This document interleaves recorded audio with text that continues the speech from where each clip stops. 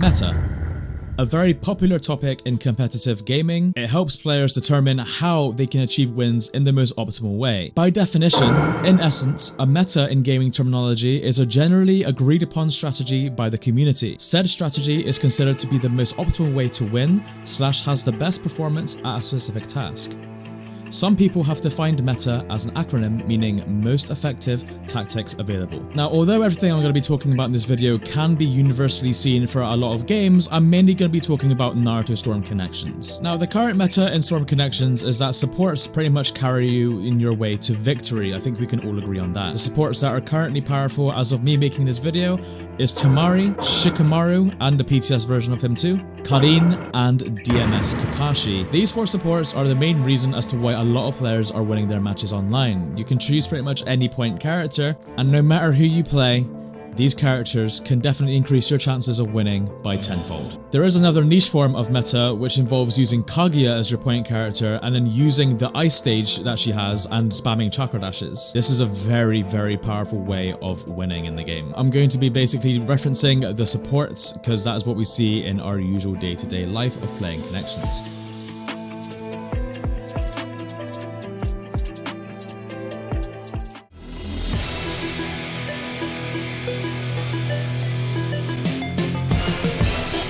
Now, my thoughts on meta is that it's always something I've actually tried to avoid when it comes to connections. Not even just connections, actually it's just Storm in general. I always found the meta to be very boring because it usually consisted of characters that I never really had an attachment to or characters that I just didn't really enjoy. Before I actually played the Naruto Storm games, I was a massive avid viewer of the Naruto anime. Growing up with Naruto in my child and teen years, the Naruto anime was a very big part of my life, so I've grown attached to quite a good few characters. Now, typically by my luck, my favorite characters obviously aren't the strongest, and that's okay. But with hard work and dedication and understanding of game mechanics, I did manage to make my Ino pretty strong. But I simply just avoided playing the meta because I was simply bored of the characters that are usually involved. It's usually involving like the most latest version of Sasuke that there is out there, a very typical edgy character that I'm getting kind of bored of seeing. But even in a game like Storm 4, the meta consisted of characters that I just wasn't really interested in, like PTS Gaara and Danzo. I don't really play those characters, nor do I have much of a care for them. And that's the thing with meta, is I'm aware that many players will desperately pick these very good characters in order to win. Now, they're entitled to, there's nothing wrong with that. The whole point of actually playing the game is to win the battles that you partake in, right? But this is when lots of different ideologies come into play. You know, sense of honor, sense of dignity, or a sense of one's ideals when it goes into battle. Now, don't get me wrong, I don't mind playing the meta sometimes in other games. And this is the thing with Storm connections, it doesn't really feel like a lot of skill just having to press L1 or R1 to summon your support for them to do a bunch of hits, waste your opponent's subs, and to create an opening or create space for you. You could literally just stand still while Tamari does a whole dance and just does the work for you, really. Before I continue this video, for those of you out there that are watching this video and that play meta every single day and you are basically obsessed with the meta and the meta of Storm connections is all you think about and you have to be up to date with it at all times, that's absolutely fine. I'm not even bashing the people in this video. Actually, I do have an example of a meta player in this video, which I'm going to be showing a short interview of via text. Hopefully we can come to an understanding on why meta is played, and those of you that watch my videos that hate meta to its bone can maybe have some more understanding towards it also. Everybody's entitled to play the game how they want as long as it's not hacking or extremely game breaking. But using meta characters is okay, it's just some of us don't really like it and quite bored of it, and that's understandable. I'll willingly play characters that aren't meta against the meta, and I won't be surprised if I lose. Yeah, I'll complain that Tamari is taking too many of my subs, or that Shikamaru is getting in the way, or DMS Kakashi opened me up when I didn't really want to be opened up, but hey, that's Storm, right? But generally, it seems that meta is always just a shortcut to get the win. You're finding the quickest, most easiest route possible, basically a shortcut to win in the game. Now, I said this to a meta player, and this was his response. He actually agreed with me on my stance about that, which had me intrigued, which then led to more questions. So with this player, as you can see, it says, why do you look for shortcuts to win by playing meta? That is me asking the question. His response is simply that everyone does it. And then when I lose and I play meta, there is no excuse. Now, this is actually a very understandable response, and I actually appreciate the honesty behind everything that was being said. The guy simply admitted to actually taking shortcuts to get a win, and he admitted that if he joins the fire of fighting fire with fire, if he loses, he literally has no excuses left. For a player like myself, one could say that, oh, I always have the excuse that they were using better characters than me.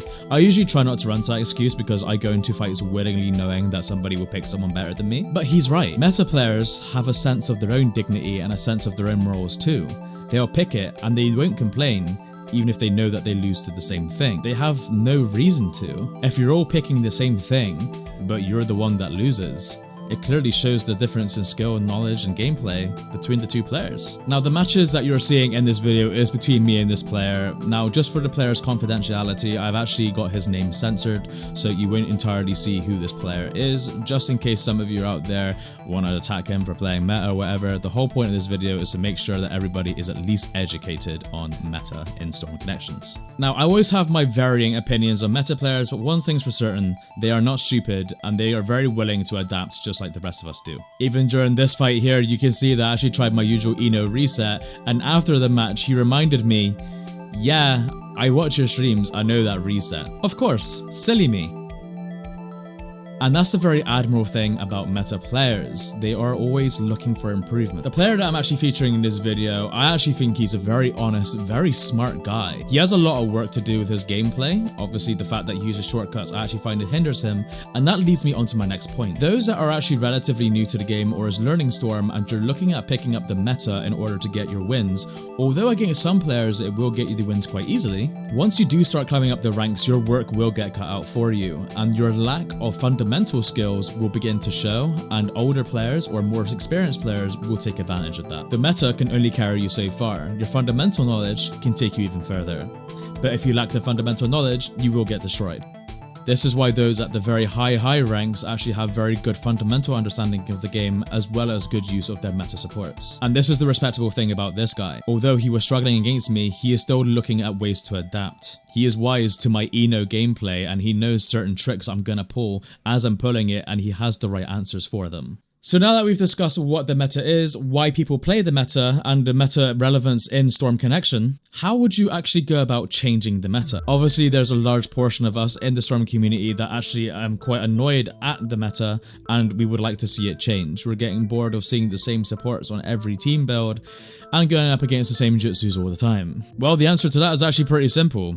CC2 just needs to do some balance changes. When it comes to things like meta, the only thing that changes in metas over the years in games is when things get buffed and nerfed. We simply just need to show CC2 and Bandai how overpowered Shikamaru, Tamari, Karin, and DMS Kakashi are in their support stages. And the best way I can think of nerfing these characters is simply just by making their cooldowns much longer. Tamari and Shikamaru I can say for definite are on quite short cooldowns right now, but I don't think it would hurt to make the cooldowns a bit longer. Tamari just seems way too consistent in matches at the moment. It is so annoying. So hopefully CC2 will be offering out more surveys for us to fill out in terms of balance patches. If not, I'll have to basically keep talking about in videos and hopefully contacting Bandai about them doing balance patches so we can get the likes of Shikamaru and Tamari and Karin and DMS Kakashi nerfed as supports, because I think those are the next key things. I also do think Kaguya does need a nerf in her ice stage. It is very overbearing. I'm just not really sure on how to go about a nerf like that. Despite everything said in this video, meta is a very interesting key part to any game. It will always be prevalent in any game that you play, especially Naruto Storm Connections.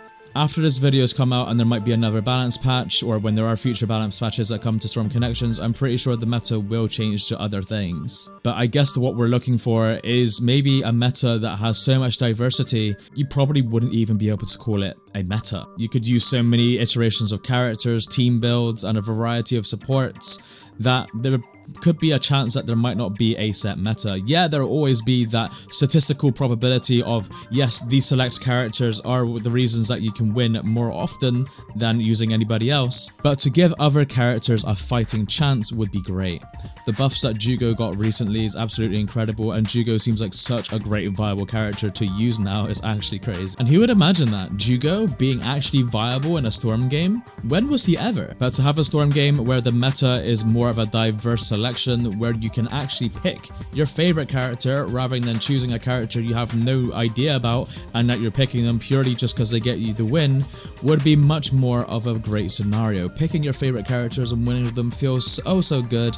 Trust me, I've been doing it for years. But it's just a case of Bandai and CC2 actually just taking the time to acknowledge this and then changing it when they're putting the game into further development. I've actually contacted Bandai about the issues with the online in this game, so I'd like to think that Bandai and CC2 are still looking at the game and still will be applying fixes. The Boroshiki DLC is set to come out probably in September, so I'd like to think we'll get another balance patch by then, and hopefully we'll see some nerfs to those pesky support characters. I think overall everybody would be more happy if there was a diverse range of characters to choose from rather than just a very few amount of good characters and then seeing that repeated all the time in ranked and in tournaments and even in your custom matches too. In player match and custom match, we're still seeing the meta because people just want to win that badly. And trust me, there's nothing wrong with wanting to win in Storm Connections. Everybody wants to do it, but you'll just have your own ideals of way of doing it. There's many EU players who actually style their way to victory. I mean, that's an uphill battle in itself.